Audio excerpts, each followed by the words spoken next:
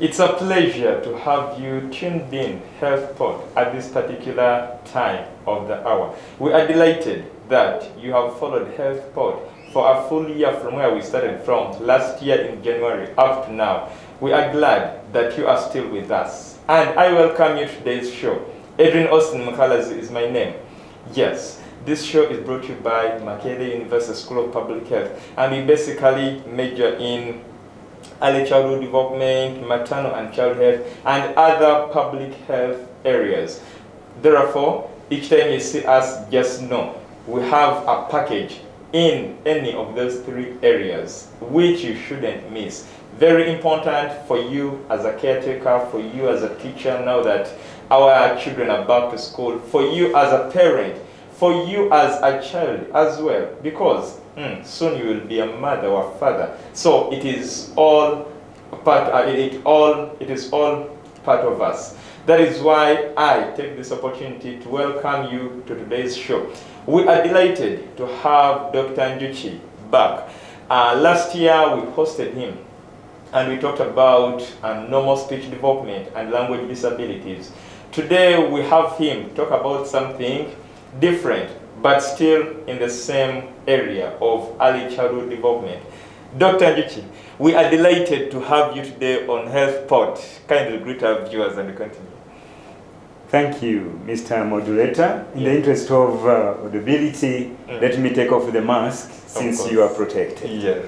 Dear viewers, I'm delighted to be here to share what has taken me a bit of time in supporting children with special needs, to share about a very common condition called dyslexia. Exactly. Yeah. It is very common, like you've said, although we in Africa here, or specifically in Uganda, we tend to think it is maybe witchcraft, or we have a lot of things we attach it to. Yeah. Now, we are glad that we have you today to erase all the lies in our minds, and then we see how we can help our children. So Dr. Njuki, maybe to start with, what is dyslexia? Dyslexia, I'll simply define the term. Dys is a Greek word which means difficulty with, and lexia means words. So dyslexia as a condition is a situation where someone has got difficulty with expressing meaning through words. It could be verbal or non-verbal. Hey. Yeah. How does it now connect with non-verbal?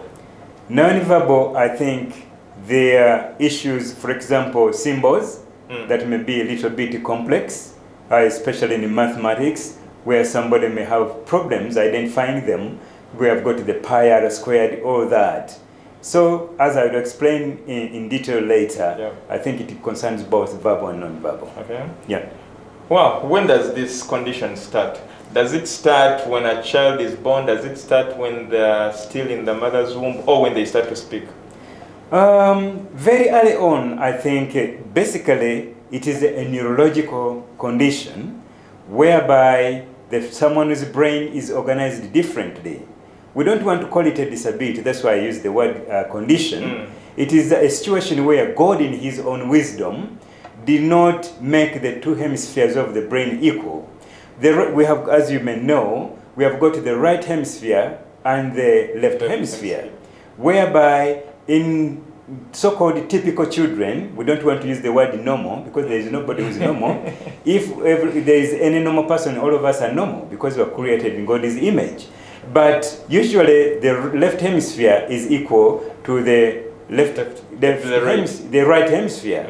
So, but in people with dyslexia, the right hemisphere is 10% larger than the left hemisphere. And as we know, the left hemisphere controls language and thinking. So for people with dyslexia, their language facility is a little bit less than in normal, so-called normal children. Okay. That's why, basically, but this is not a problem. It's only that the brain has compensated. The energies, people with dyslexia usually have got a bigger brain compared to ordinary people, typical people. And that's why, for them, as I said, dyslexia is difficult with the words. Someone with dyslexia will struggle with the words and anything related to the words, as I said, symbols in the first place. Yes. So when they are communicating, they will have issues with the words. That's why spellings is a challenge in these children. And you can see dyslexia fairly early. You can hear dyslexia when people speak. Most people with dyslexia will struggle finding words to speak. Even when they are still young, when they are going through the language development? Yes, exactly. One of the warning signs for dyslexia is delayed language development. And when you see speech delay, because speech connects to words, that's why children who have had a speech delay, majority of them end up having a problem with literacy development. So children, when they turn, at least we know, I remember I talked about speech development. Yes. By 1 year, all children should be speaking 1 to 10 words, which are correct by 1 year when they celebrate their first birthday. But a child who is not talking at all by 1 year, you should know there is a problem. And dyslexia accounts for a wider percentage to this group. Okay. Yeah. Doctor, is dyslexia categorized in 2 types? Are there types or it is just a general condition? I think many scholars would categorize it. They say surface or deeper, but I would like to say dyslexia is a dyslexia. Nothing can mimic dyslexia. So whichever type it is, it remains dyslexia. It remains dyslexia. Okay. Yeah. What are some of the signs? Because you had started telling us about some of the signs, and that was speech delay. Speech what delay are is the one other of them. signs of dyslexia? The other problem is about, because dyslexia impacts directionality. Children with dyslexia often have issues with the left versus right, and the majority of them are called ambidextrous. They use both. But what do you mean by left versus right? I mean, they don't tell quickly which one is left, which one is right. They first think. Or even if you put food on the table. When they put food on the table, they will use either way. They may use either left or right. Or sometimes they use both. So when you see people using both, that they belong to the dyslexia family. And but usually left-handedness is not a problem, but the teachers, I don't know, and the parents tend to discourage children. Yes. They should know it is God-made. It's not children being lazy or being funny, but that is how God planned them. Does it mean that someone who uses a left hand it belongs to this family? Exactly, the majority of them. Okay. Yeah. So it's very common, and I think this is a very common habit. Yeah. That parents even go ahead and beat their children up not to use the left hand, but you realize the child still uses it. I would really say it is a sin of ignorance. Teachers have to come to terms with that orientation, because it is God who decides. And very quickly, if I was to demonstrate, usually parents bring their children. I just fold a piece of paper and I just say, just look at me using this telescope. If we can demonstrate, just look at me. Which hand are you using? I'm using the left hand. So you are stronger on the left side than on the right. Nobody tells you which hand to use, but you just do it automatically. So teachers and parents should appreciate God's creation. Because once you fight against it, you are going to lose, the child's purpose for life is going to be disorganized. So that is why we need to understand. Kindergarten teachers need to come to this term. Parents need to come to terms with this difference. Because dyslexia comes with the gifts. There is no dyslexia without a gift. If there is no gift, that is not dyslexia. In families where we have got people who are dyslexic, you find music, they are great musicians. And I know them in this country. Very, very important people. They have not been officially diagnosed, but when I see a talent, you will see their written expression. It tends to be, there's a discrepancy between the two. Someone does so well, but when you say, can you put that on paper? You say discrepancy. And that is dyslexia. So, doctor, besides someone having speech difficulties and maybe having hardship in determining which hand to use, which other signs can a parent or caretaker look at, and then they know my child must be having dyslexia? As I said, the directionality is a big issue. It impacts children. Will put on buttons the other way. they will not know which slippers to, they say banana slippers. They put the left in the right and the right in the left. So that one is a warning sign. And other things could be issues like severe reactions to childhood diseases. Children who have dyslexia, they tend to have to be allergic to some conditions because of the weaknesses I told you about the brain programming. So they have a tendency to have issues like maybe chronic ear infections. They have got allergies when they are growing up. There are issues like maybe spelling is a nightmare. Because when they are learning their letters, for example, a B is written that way, but they don't know whether to go that way or to go this way. They end up reversing D instead of B. B instead of D, or D instead of B. And W for M, U for N, and so on. And the teachers really harass them. Yeah. They think they are careless. And the majority of the parents, the caretakers, they think their children have sight problems. Dyslexia is not a sight problem. We see glasses in schools. Many children, in P2, they're already wearing glasses. Handwriting is another issue. We call it dysgraphia, difficulty with writing. Because of the orientation of the body, directionality, the letters will go another way. A J which is supposed to go in maybe the left, it will go right. So I think they have got big issues with writing, big issues with talking. Talking is another. These children or persons with dyslexia, they have hard time retrieving their words. They may look for this thing, the other one. They will ask you, where have you been? I've been to the other place. Who was there? The other one. They don't remember the memory is an issue. Short-term memory is an issue. It's so disappointing to go and explain that you meet a friend you saw, maybe you were at school together, but you cannot remember the name. It is so disappointing. So those are some of the warning signs. And the other issues, they will be highly disorganized. These guys, they forget keys at home. They lock them from They lock them in their cars, and they spend a lot of money. So dyslexia is quite expensive. And the pens at school, every day you have to replace a pen. Because once they put something under, it is as if it doesn't exist. Does that our mothers who used to put the knives in the armpits like this, and then they beat us because they can't see the knives and they think we played with the knives. Now, while they're still beating you, the knife falls down. Does it mean they also have... Exactly. Because, as I said, dyslexia is very common. The prevalence is 1 in every 5 people. That is 20% of our population. So, I think we should not take it for granted. It is a public health disaster.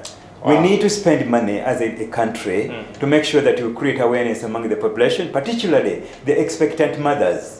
I think antenatal clinics should address this issue. So that maybe, doctor, when you come back, let's shortly go for a commercial break, but when you come back, we are going to start from there because we realize dyslexia is a very big challenge to very many of us, even when we don't know that we might be having dyslexia. We are coming back shortly. This is HealthPod.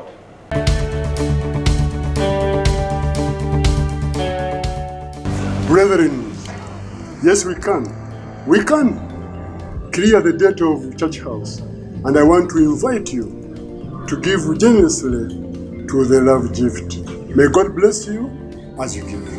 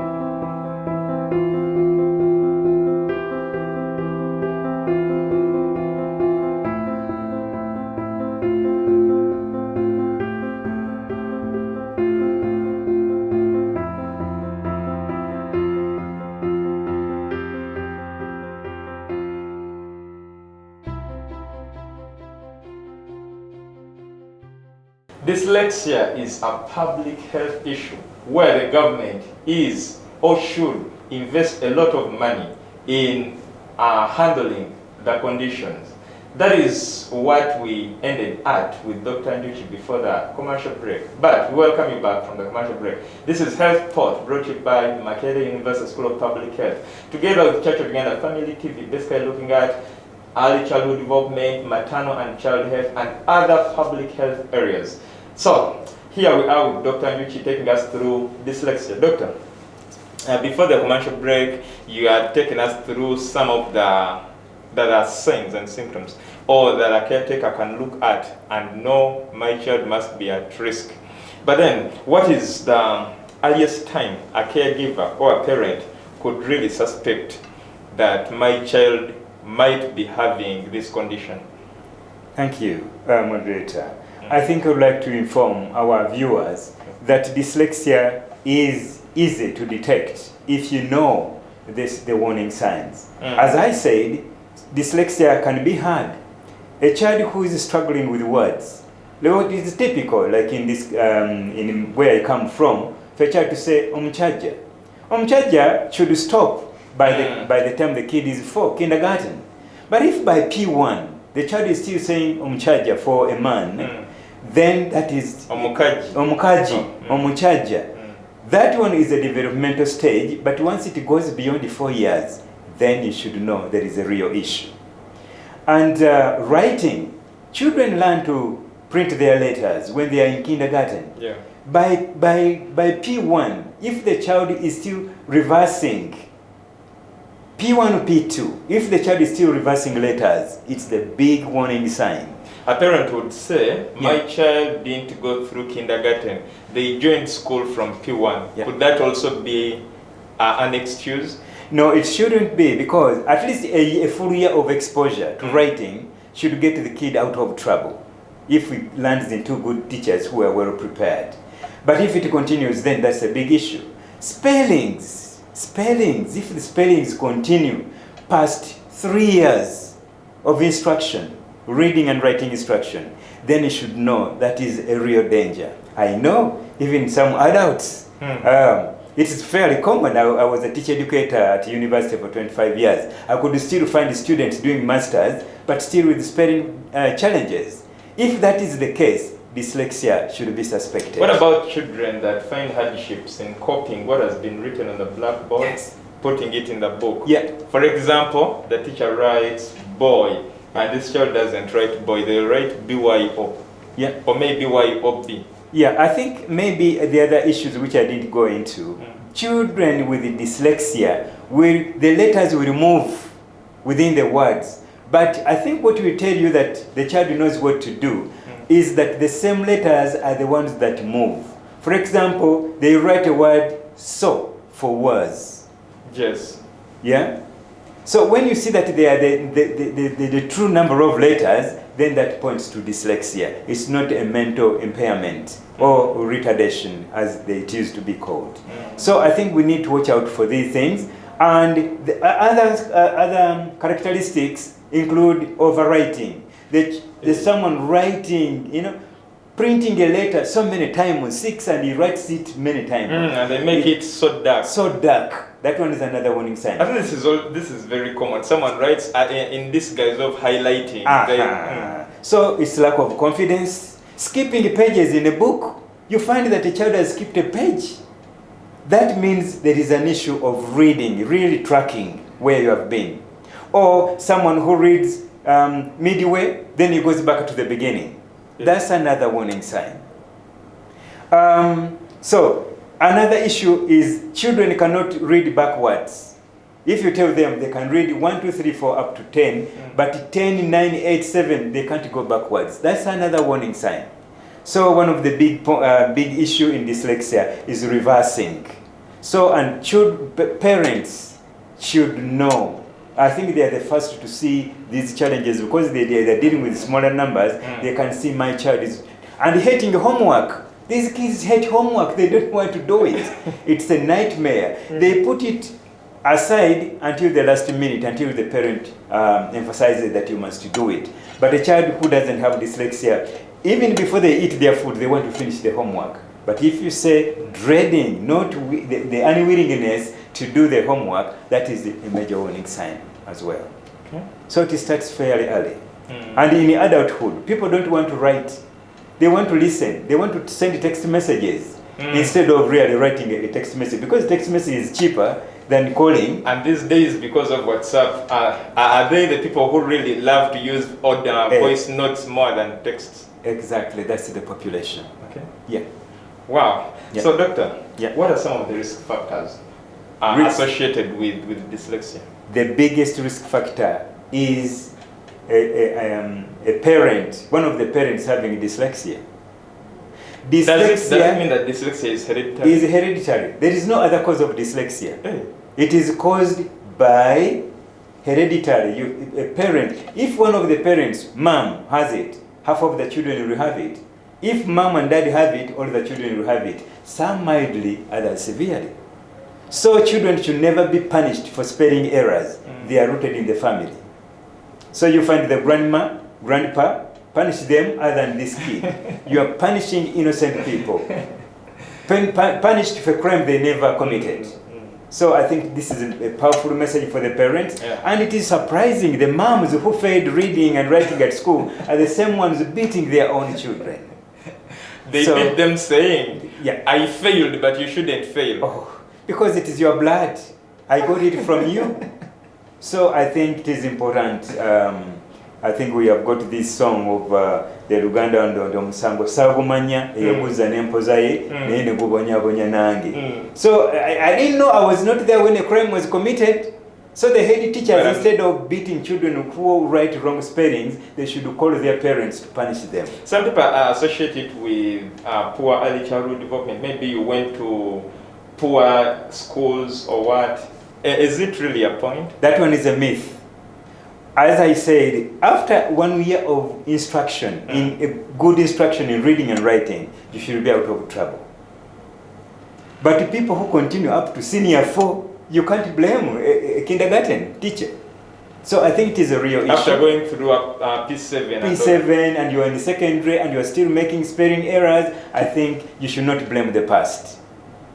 So the past stops somewhere. At least a year is enough to recover.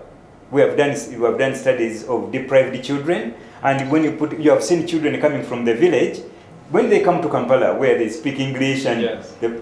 But after a year, these children begin gaining and they may overtake these people if they are gifted. So I would like to say that that is a myth which should be demystified, and we go to the real issue. Dyslexia is a real issue. Before the commercial break, you had brought in something to do with expecting mothers. Is there anything they can do to curb dyslexia? Information. We have not reached a level in developed countries we do genetic counseling. Other than checking for HIV only, there should be room under public health and primary health care. I don't know whether it can be treated as a primary health care issue, but parents should be. We need machinery. We need in the Ministry of Health. We should have machines to check genetics of a person. So when you are going to marry, you have a choice to marry someone who is dyslexic or not. But here, so you marry knowing. You marry knowing and be prepared. I've seen people who marry people without hands, without legs, in the same way. If you want, because people with dyslexia have got a very creative mind. They think outside the box. That's why they are most successful in money issues, because they are high risk takers. The challenge we have in schools is that these guys who struggle academically, they fight a lot.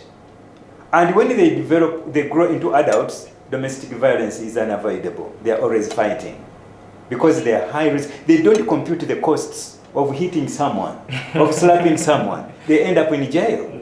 So I think it is a big issue. In money, they take a loan, not computing how they will pay. And the majority of them, they are rich today, tomorrow they have gone to zero. So dyslexia is an issue. Yeah. Wow, it is indeed an issue. So doctor, you're talking about, so now that we're in Uganda, we have not reached that time. where we can access such technology of taking genetical counseling and all that. What can someone do? How can someone really match this so that they can not pass this to the next generation? Really, really difficult, because we can't keep, you know, we have got, in science, we avoid inbreeding. Otherwise we would say, people who are dyslexic marry those who are dyslexic. But it is natural, we have seen it happen. People who have dyslexia tend to marry their counterparts with dyslexia. Why? They have got birds of the same feathers flock together. Musicians marry musicians. Doctors marry doctors.